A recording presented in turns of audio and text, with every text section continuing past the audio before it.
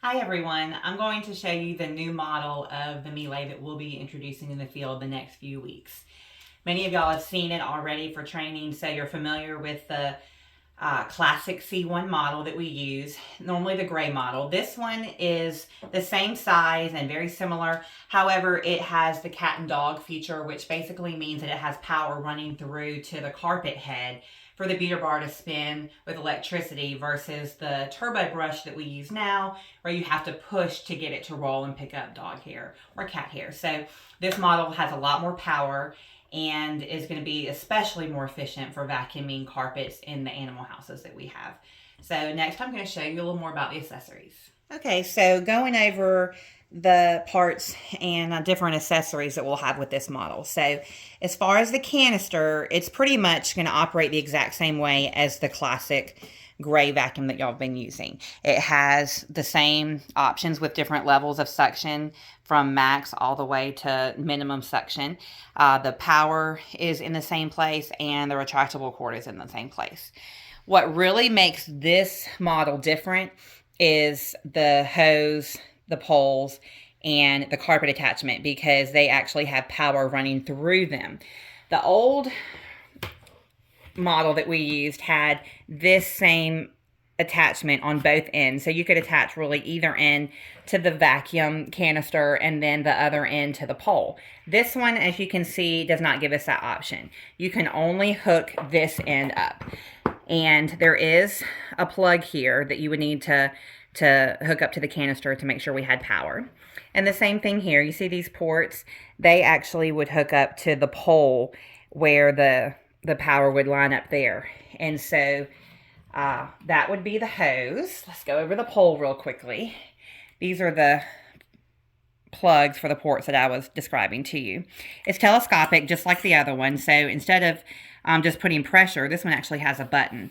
And you can extend it for those of us that are tall and want longer reach, or you can adjust it for your height. These poles are very heavy and need to be taken care of well. Then, instead of having a turbo brush that is kind of more like a floor attachment, we actually have a carpet head that is closer resembling the carpet head of the Kirby. It's very heavy. It has a beater bar that will spin based on power. So even if it's just standing still, this is going to be, spinning ongoing. And it has different levels, just like the Kirby, for height, for different plush rugs. And then, of course, the button that makes it retract and lean back.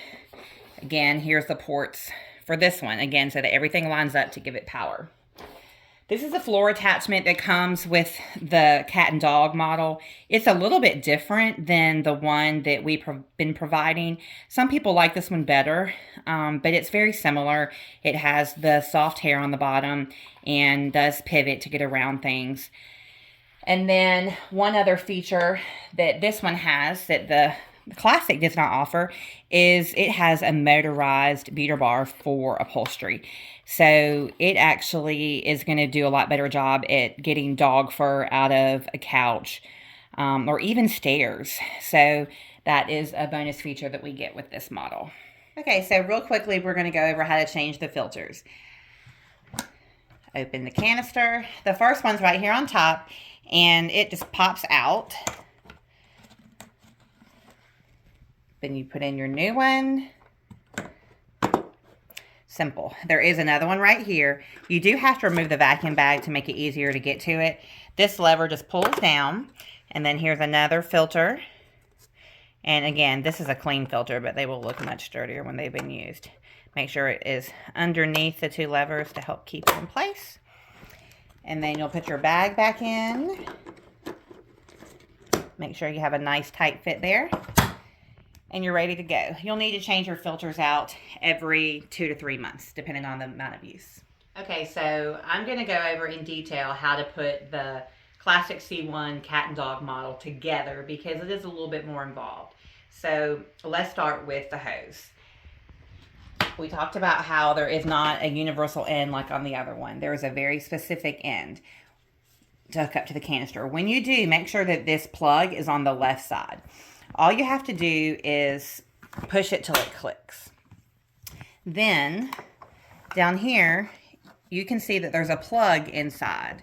And that is how we're going to get the power for the carpet head. So we want to make sure that's plugged in. Okay, and then there's no handle to attach. It comes already put together, and there is a port right here that will match up with the plug that is on the pole. So again, it will click. And like we talked about, it has a telescopic pole for different heights. And then this end will hook up to whatever attachment we choose to use. So if we're going to the vacuum hard floors, you'll hook it up till it clicks, push the button to change it out. The upholstery attachment, it says Turbo Mini, that you would use on heavy upholstery or stairs, is actually not powered by the power line. The port is just going to strictly be suction. One thing I want to show you is it doesn't click. You just have to put it on tight. Notice that it curves left to right. On the back, you can see there's a circle right here. And so you can turn it left to right and it stays. Right? If you happen to pull it forward where the circle can go up, it actually opens it up. This is for the point of cleaning. So you would not want to do this for any other reason than if it gets clogged with dog hair.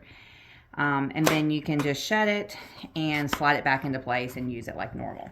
To remove it, there's no button. You just have to pull it off. Okay, so now we come to the main difference. We have a full-blown carpet head.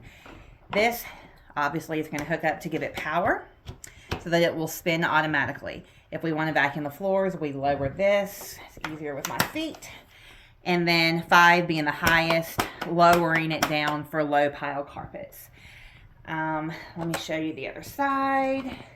There's a beater brush. I want to make sure we keep this cleaned out just like we did our Kirby. And now we are ready to vacuum carpets. Let me show you how to put it into use. Okay, so we're going to work on vacuuming carpets today because that is the main difference in this model is the carpet head. So first, this is not an upright vacuum, so like we were able to just leave the Kirby standing up, we can't do that as easily with the canister vacuum. If it's all the way down in its lowest setting, it actually will stand up pretty well on its own.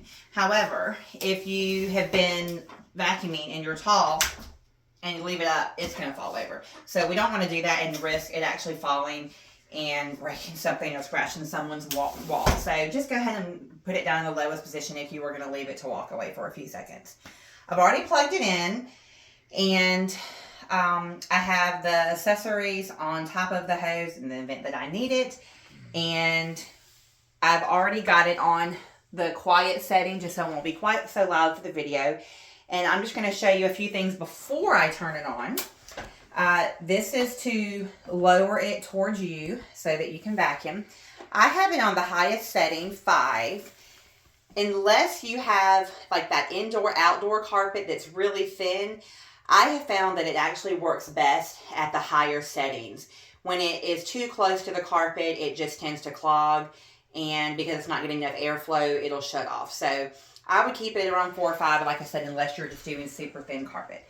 So the other thing I want to show you before I turn it on is that it will just vacuum with suction if you do not push this button right here.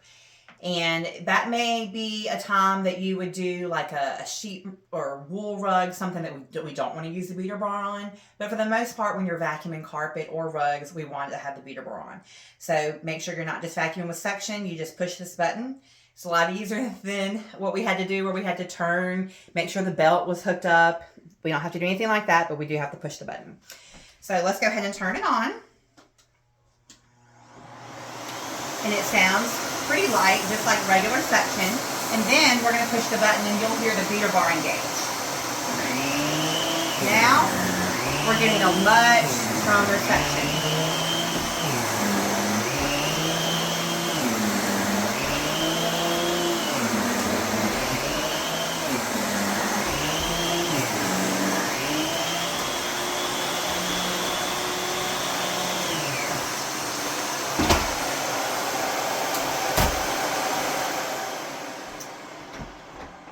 I like that it is low enough to get under furniture. It's still not as low as a floor attachment, but it's definitely flatter than the regular carpet head. So you should be able to get under furniture pretty easily. In the event that you were vacuuming maybe a vacant house or a room that didn't have a lot of furniture, you could actually just switch off the button and go ahead and vacuum the hard floors without even having to switch the attachment.